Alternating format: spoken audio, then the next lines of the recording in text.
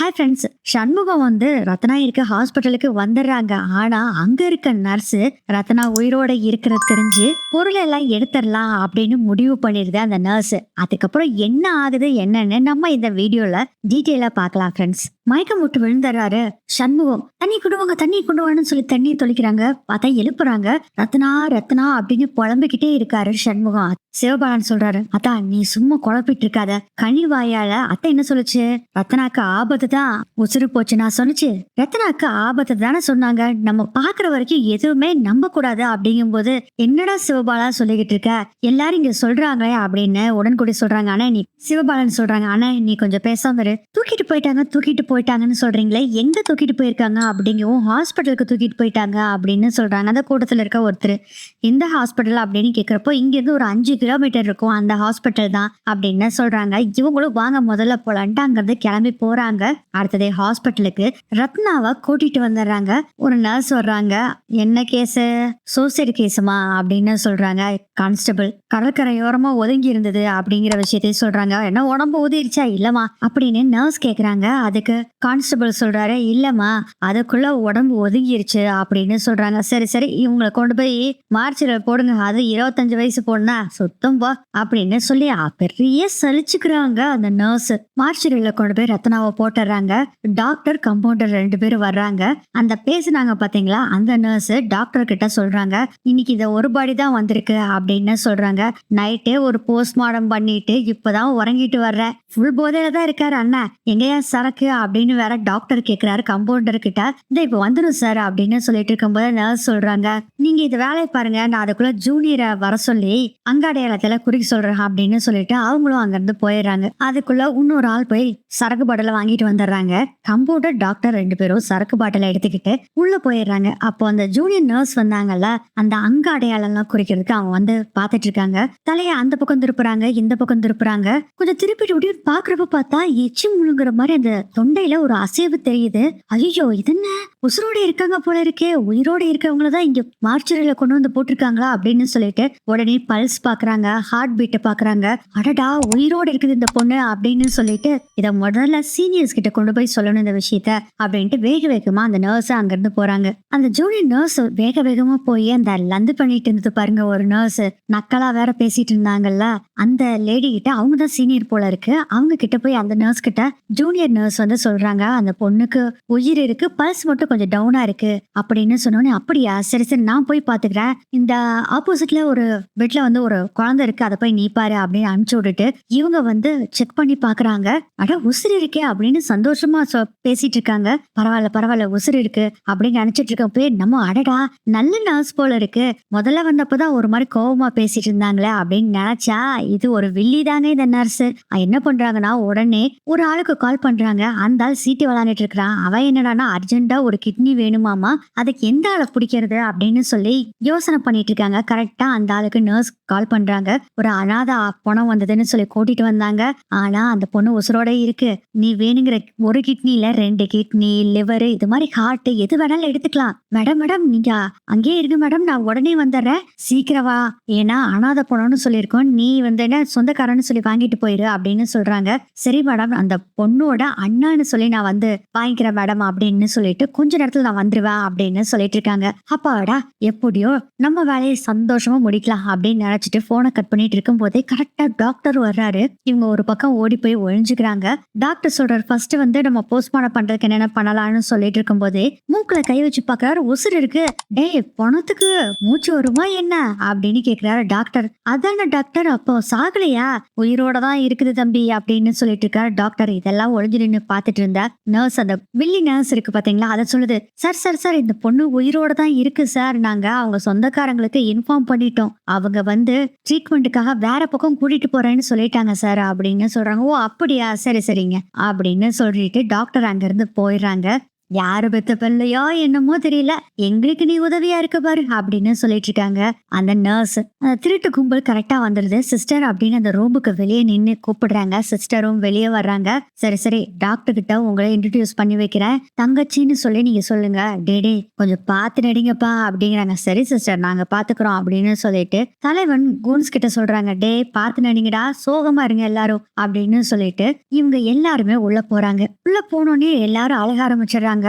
Doctor, இவங்க தான் அந்த பொண்ணோட சொந்தக்காரங்க அப்படின்னு அந்த நர்ஸ் சொல்றாங்க. உடனே அந்த தலைவன் இருக்கான் பாத்தீங்களா, கண்ணுக்கு கண்ணா வளர்த்த பொண்ணு டாக்டர், என் தங்கச்சி புருஷன் குடும்பம் தாங்க முடியாம இப்படி ஒரு காரியத்தை பண்ணிட்டாலே, அவசரமா டவுன் ஹாஸ்பிட்டலுக்கு கூட்டிட்டு போனாதான் இவ்வளவு பொழைக்க வைக்க முடியும் டாக்டர், நான் கூட்டிட்டு போறேன் அப்படின்னு சொல்றாங்க. இவர் வேற டாக்டர் போதையில இருக்கிறாரா, சரி சரி இருங்க இருங்க, சில பேப்பர்ஸ்ல எல்லாம் கையெழுத்து போடணும், நான் அதை கொண்டு வரேன் அப்படின்னு சொல்லிட்டு அவராங்கிறது கிளம்பிடுறாரு. என்னக்கா இந்த டாக்டர் என்னமோ பேப்பரை கீப்பர்னு சொல்றாரு அப்படின்னு அந்த திருட்டு கும்பலை சேர்ந்த தலைவர் சொல்றாரு.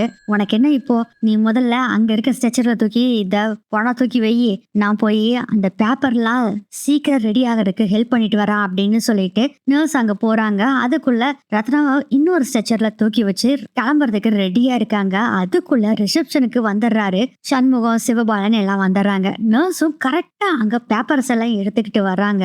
சிவபாலன் தான் ரிசப்ஷன்ல பேசுறாங்க. இந்த கடற்கரையில இருந்து ஒரு பொண்ணை கூட்டிட்டு வந்தாங்களா, அந்த பொண்ணு எங்க இருக்காங்க அப்படின்னு கேட்டுக்கிட்டு இருக்காங்க. நான் அவங்க கசின், இது அவங்க அண்ணன் அப்படின்னு சொல்லிட்டு இருக்காங்க. இது எல்லாத்தையுமே அந்த கோல்மால் நர்ஸ் இருக்காங்க பாத்தீங்களா கேட்டுறாங்க. ஐயோ, அந்த புள்ளியோட நிஜமானே அண்ணன் வந்துட்டானே, உடனே முதல்ல அங்க சொல்லி அவங்கள முதல்ல தூக்கிட்டு போய் சொல்லணும் அப்படின்னு சொல்லிட்டு வேக வேகமா அண்ணம்மா ஓடுது. இங்க ரிசப்ஷன்ல இருந்த நர்ஸ் பாத்தீங்கன்னா பாத்துட்டு அந்த பொண்ணை வந்து போஸ்ட்மார்ட்டத்துக்கு கொண்டு போயிருக்காங்க அப்படின்னு சொன்னோனவே கத்தி ஆர்ப்பாட்டம் பண்ணி ரத்னா இப்படி போயிருச்சேன்னு அப்படின்னு அழுதுகிட்டு இருக்காரு சண்முகம். சரி, இப்போ எந்த சைடு போறது அப்படின்னு கேக்குறாரு சிவபாலன். இந்த சைடு போங்கன்னு சொல்லி ஒரு ரோட்டை காமிக்கிறாங்க. அங்க இவங்க எல்லாரும் போறாங்க.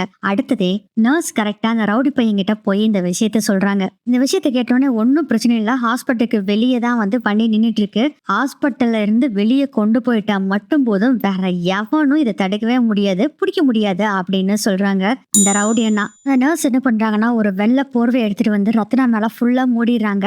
முகம் கூட தெரியாத அளவுக்கு மூடி அந்த ரவுடி பசங்க அந்த நர்ஸ் எல்லாரும் ரத்னாவை ஸ்ட்ரெச்சர்ல வச்சு இழுத்துட்டு வர்றாங்க. சிவபாலன் சண்முகம் எல்லாம் வந்துகிட்டு இருக்காங்க. அஜிஜோ, ஏன் நிஜமானே அவங்க அண்ணன் வந்துட்டு இருக்காண்டா, ஓடு ஓடு அப்படின்னு சொன்னோடனே அந்த ரவுடிகளா ஒரு சைடு ஓடிக்கிறாங்க. நர்ஸ் ஒரு பக்கம் போய் ஒழிஞ்சுக்கிறாங்க. ஒரு கம்பவுண்டர் தான் வந்து நம்ம சண்முகத்தை சிவபாலனை எல்லாத்தையும் கூட்டிட்டு வர்றாங்க. இந்த பொண்ணுதான் இந்த ஸ்ட்ரெச்சர்ல இருக்க பொண்ணுதான் அப்படின்னு சொல்றாங்க. ஏன்னா அனாதையா விட்டு போட்டு நர்ஸ் ஒரு பக்கம் போய் ஒழிஞ்சுக்கிட்டாங்க, ரவுடி பசங்க எல்லாம் ஒரு பக்கம் ஒழிஞ்சுக்கிட்டனால இந்த பாடி தான் அப்படின்னு காமிக்கிறாரு கம்பவுண்டர். போர்வை மூடி இருக்குல்ல, அதை எடுக்க மாட்டேங்கிறாரு சண்முகம். இது என் தங்கச்சியா இருக்காது, தங்கச்சியா இருக்காதுன்னு சொல்றாங்க. அதுக்கு சிவபாலன் சொல்றாங்க, கண்டிப்பா இது ரத்னாவா இருக்காது, இருந்தாலும் மாமா நம்ம உறுதிப்படுத்திக்கலாம் மாமா, நீ ஓபன் பண்ணி பாரு அப்படின்னு சொல்றாங்க. முடியாதுன்னு சொல்லிட்டு இருக்கும் போதே பாத்தீங்கன்னா ஓபன் பண்ணி பாத்திரலான்னு சொல்லிட்டு போர்வை எடுக்கிறாரு கம்பவுண்டர். அதுக்குள்ள தம்பி தம்பி தம்பி ஒரு நிமிஷம் நில்லு நில்லு அப்படின்ட்டு வர்றாங்க அந்த கோல்மால் நர்ஸ். இந்த பொண்ணு நீங்க தேடிட்டு வந்த தங்கச்சி இல்ல, இது வேற ஒருத்தவங்க, அவங்களோட அண்ணன் சொந்தக்காரங்க எல்லாம் வந்துட்டாங்க அப்படின்னு சொன்னோடனே நான் சொன்னேன்லதான் இது கண்டிப்பா ரத்னாவா இருக்காதுன்னு அப்படின்னு உடனே சாமி கும்பிட்டு இருக்காங்க எல்லாரும். உடன்குடி சொல்றாரு, இந்த இடத்துலயே நிக்க வேண்டாம், பாப்பா போயிடலாம் அப்படின்னு சொல்றாங்க. அப்போ நர்ஸ் சொல்றாங்க, இந்த பொண்ணுதான் உங்க தங்கச்சி இல்லைன்னு சொன்ன, யாரு என்ன ஏதுன்னு நான் கொஞ்சம் தேடி பார்த்துட்டு சொல்றேன் அப்படின்னு சொல்லி அவங்கள அனுப்பிச்சு விடுறாங்க. கரெக்டா இவங்களும் அப்படியே அந்த சைடு போறாங்க. போறப்ப பார்த்தா ஒரு காத்தடிச்சு ரத்னா முகத்துல மூடி இருந்த அந்த போர்வை அப்படி விலகி ரத்னாவோட முகம் தெரியுது. ஆனா சிவபாலனும் சரி சண்முகம் உடன்குடி வெட்டுக்கிளி யாருமே பார்க்கவே இல்லை.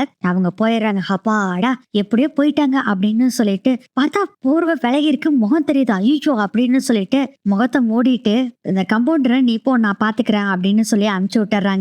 நர்ஸ் இதை பார்த்துட்டு டேய் வாங்கடா அப்படின்னு அந்த ரவுடி பசங்களை கூப்பிட்டு வாங்க போலான்னு சொல்லிட்டு இந்த ஸ்ட்ரெச்சர் எழுதிட்டு இவங்க எல்லாரும் போறாங்க. அடுத்தது சண்முகம், சிவபாலன், உடன்குடி 3 பேரும் மெயின் அந்த ரிசப்ஷனுக்கு பக்கத்துல 3 பேரும் நடந்து வந்துட்டு இருக்காங்க. திடீர்னு சண்முகம் நின்னுறாரு. என்னதான் நின்னுட்டீங்க? இல்லல ஏதோ ஒண்ணு தப்பா தெரியுதுல எனக்கு. என்னத்தான் சொல்றீங்க? ஆமால, கனிவாயால அம்மா வந்து பேசுச்சு. அம்மா என்ன சொல்லுச்சு? ரத்னா உயிரோட இருக்குன்னு தான் சொல்லுச்சு. இதனமோ எனக்கு தப்பா தெரியுது, எங்கேயோ ஒரு இடத்துல நான் விடுறோம்ல, நம்ம ஏதோ தப்பு பண்றோம்ல அப்படின்னு சொல்றாங்க. அதுக்கு சிவபாலன் சொல்றாரு, நம்ம தப்பான ரோட்ல வந்துட்டு இருக்கோம் போல இருக்கா அத்தா. நம்ம மறுபடியும் அந்த கடற்கரை ஓரத்திலேயே போய் பார்க்கலாம் அப்படின்னு சொல்றாங்க. அப்ப யோசனை பண்ணிட்டு இருக்காங்க. அம்மா என்ன சொல்லுச்சு? கிழக்கால 7 கிலோமீட்டர்ன்னு சொல்லுச்சு. இதுக்கப்புறம் என்ன இடம் இருக்கு அப்படின்னு சொல்லி இவர் நினைச்சிட்டு இருக்கும்போது வெட்டுக்கிளி காஃபி கொண்டு வந்து குடுக்குறாரு. குடிங்கண்ணா அப்படிங்க வேண்டாம் அப்படின்னு சொல்லவும் உடன்குடி வாங்கி, எப்பா சண்முகம் நீ சாப்பிடாம காலையில இருந்து இருக்கிற, மயக்கம் போட்டு வேற எழுத விழுந்திருக்க, காப்பியை குடில அப்படின்னு சொல்றாங்க. சரின்னு வாங்கி காஃபியை குடிச்சிட்டு இருக்காங்க.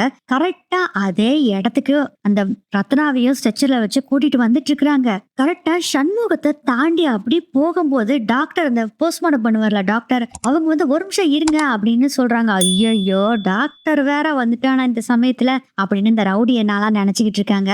ஏன்பா நீ பாட்டுல இவங்க கூட்டிட்டு போறேன்னு சொல்ற, கையெழுத்துல யாரு போடுறது, இந்த கையெழுத்து போடு அப்படின்னு சொல்றாங்க. டாக்டர் அதுக்கு அந்த ரவுடி என்ன சொல்றாரு, என் தங்கச்சி உசுரை காப்பாத்தணும் டாக்டர், ப்ளீஸ் டாக்டர் நாங்க சீக்கிரம் போகணும் அப்படிங்கிறாங்க. சீக்கிரம் போகணும்னா கையெழுத்து போட்டு போ அப்படின்னு சொல்றாங்க. சரின்னு சொல்லிட்டு கையெழுத்து போட்டுட்டு இருக்காரு. ஒவ்வொரு பக்கமா கையெழுத்து போட்டுட்டு இருக்கும் போதே பாத்தீங்கன்னா, சரி காஃபியை குடிச்சிட்டு சரி வாங்க போலான்ட்டு போகும்போது ஆப்போசிட்ல முருகன் போட்டோ இருக்கு. அதை பார்த்தோன்னே அப்படியே அங்கேயே நின்றாரு ரத்னாவோட ஸ்ட்ரெச்சர் பக்கத்திலேயே. திடீர்னு பார்த்தா ரத்னாவோட கை டவக்குன்னு வெளியே வந்து விழுகுது. அதை பார்த்துட்டு அந்த கையை எடுத்து உள்ளுக்குள்ள வச்சுட்டு அந்த போர்வை வேற போத்திட்டு முருகனை பார்த்து சாமி கும்பிட போறாரு. அப்போ இந்த அவர் கையில கட்டியிருப்பார்ல நிறைய கயிறு, அதுல ஒரு சிலுவை போட்ட கயிறு இருக்கும்ல, அது அந்த வெள்ளை போர்வையில வந்து மாட்டிக்குது. இவர் என்ன சொல்றாருன்னா முருகனை பார்த்து, அப்பா முருகா நான் தப்பா பேசிட்டே என்னை மன்னிச்சிரு முருகா, தயவு செய்து என் தங்கச்சியை கண்டுபிடிச்சு கொடுத்துரு அப்படின்னு சொல்லிட்டு சாமியை கும்பிட்டுட்டு இருக்காரு.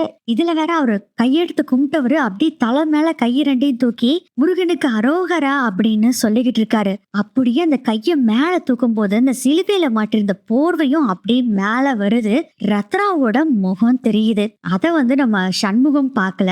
உடன்குடி, வெட்டுக்கிளி, சிவபாலன் 3 பேருமே பாத்துறாங்க. அதான் அப்படின்னு கத்துறாரு சிவபாலன், ரத்னாக்கா அப்படின்னு. வெட்டுக்கிளி ஒரு பக்கம் சத்தம் போடுறாரு, இன்னொரு பக்கம் உடன்குடி ஐயோ ரத்னா அப்படின்னு சொல்றாங்க. என்னென்ன சொல்லிட்டு இருக்கீங்க, அங்க பாருடா முதல்ல அப்படின்னு சொல்றாங்க சண்முகத்துக்கிட்ட. சண்முகம் அப்படியே குமிஞ்சு பாக்குறாரு. பார்த்தா ரத்னா. அதுக்குள்ள அங்க கையெழுத்து போட்டுட்டு இருந்த ரவுடி பசங்க என்ன பண்றாங்கன்னா கையெழுத்தை போட்டு கொடுத்துட்டு முதல்ல ஸ்ட்ரெச்சரை தூக்கிட்டு போயிடலாம் அப்படின்னு சொல்லிட்டு ஸ்ட்ரெச்சரை அப்படியே இழுக்கிறாரு அந்த 4-5 பேரும் சேர்ந்து. ஆனா அந்த செகண்டே அப்படியே அவரோட காலை எடுத்து அந்த ஸ்ட்ரெச்சர்ல கீழே ஒரு பைப் மாதிரி போகும்ல, அது மேல காலை எடுத்து வைக்கிறாரு சண்முகம். அவ்வளவுதான், அந்த ஸ்ட்ரெச்சர் நகரவே இல்லை. அந்த 4-5 ரவுடியும் வந்தாங்கல்ல, அவங்களும் அந்த ஸ்ட்ரெச்சரை இழுன்னு இழுக்கிறாங்க. இழுக்கவே முடியல. பயங்கர கோபத்துல சண்முகம் அந்த ரவுடி பசங்களா பாத்துக்கிட்டு இருக்காரு. இதோட இந்த எபிசோட் முடியுது.